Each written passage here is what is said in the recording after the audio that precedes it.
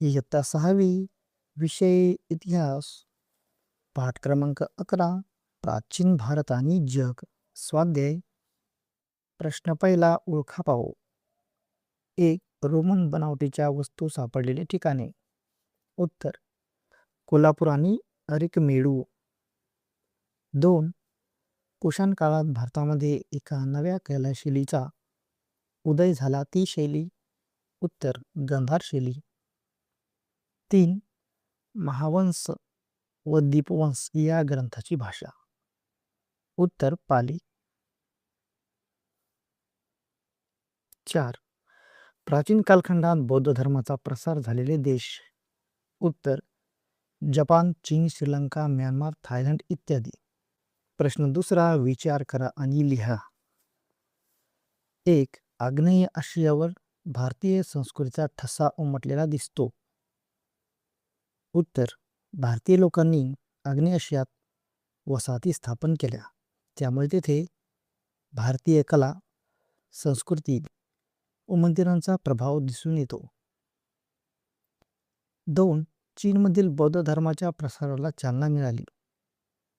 उत्तर: भारतीय भिक्षू चीनमध्ये जाऊन बौद्ध धर्माचा प्रसार करत होते. त्यांनी बौद्ध ग्रंथांचे चीनी भाषेत भाषांतर केले.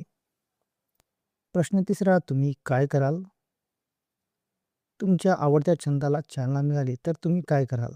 उत्तर: माझ्या आवडत्या छंदाला चालना मिळाली तर मी त्यात अधिक वेळ घालवेन, त्या छंदात नवीन गोष्टी शिकण्याचा प्रयत्न करीन आणि माझी कौशल्ये सुधारण्यावर भर देईन.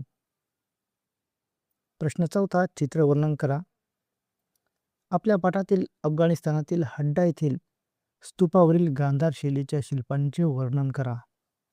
उत्तर: गांधार शैलीचा विकास प्राचीन काळात झाला.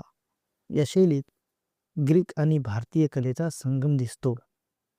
बुद्धांच्या मूर्तीमध्ये ग्रीक शैलीतील चेहऱ्याची ठेवण, वस्त्र आणि केशरचना दिसते. तसेच हस्तमुद्रा आणि ध्यानस्थ भाव भारतीय परंपरेचे आहेत. या शैलीत मूर्तिकला आणि वास्तुकलेची मोठी प्रगती झाली. प्रश्न पाचवा, अधिक माहिती मिळवा.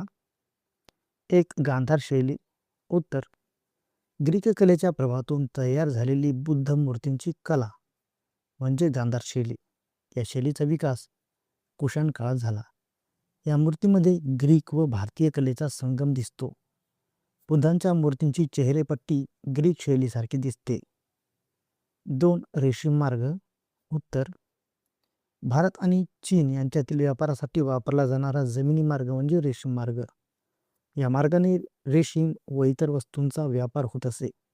हा मार्ग आशिया आणि युरोपला जोडणारा महत्त्वाचा मार्ग होता. त्यामुळे अनेक देशांमध्ये सांस्कृतिक देवाणघेवाण झाली.